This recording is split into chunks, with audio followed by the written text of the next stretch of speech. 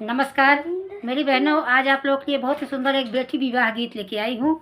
बहुत ही प्यारा बेटी विवाह गीत है।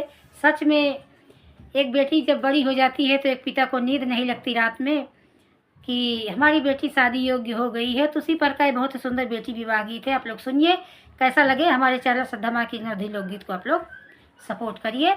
राधे राधे, जय श्री कृष्णा। मोरे पीछे वरवारे घन बसवरिया, तोता मैना लिहले बसेर रे ललनवा, रे तोता मैना लिहले बसेर रे ललनवा।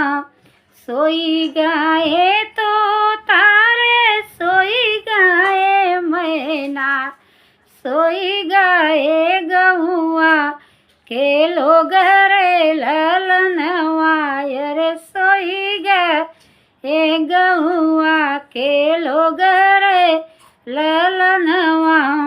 एक नाही सोआई बेटी के बाबा, जे का दहेजवा के सोच रे ललनवा, रे जे का दहेजवा के सोच रे ललनवा। सोई गाए तो तारे सोई गाए मैना, सोई गए नगरिया के लोग रे ललनवा, रे सोई गए नगरिया के लोग रे ललनवा। एक नाही सोआई बेटी के पापा, जे का दहेजवा के सोच रे ललनवा, रे जे का दहेजवा के सोच रे ललनवा। मोरे पीछे वरवारे घन बसवरिया, तोता मैना लिहले बसेर रे ललनवा, रे तोता मैना लिहले बसेर रे ललनवा। सोई गाए तो तारे सोई गाए मैना, सोई गए नगरिया के लोग रे ललनवा, रे सोई गए नगरिया के लोग रे ललनवा।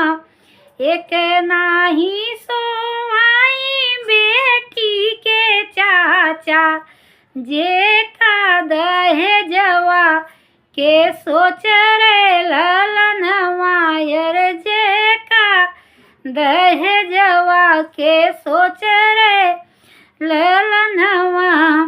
एक नाही सोआई बेटी के भैया, जे का दहेजवा के सोच रे ललनवा, रे जे का दहेजवा के सोच रे ललनवा। सोई गाए मोरे पीछे वारे घन बासवरिया, तोता मैना लिहले बसेर रे ललनवा, रे तोता मैना लिहले बसेर रे ललनवा। सोई गाए तो तारे सोई गाए मैना, सोई गए नगरिया के लोग रे ललनवा, रे सोई गए नगरिया के लोग रे ललनवा।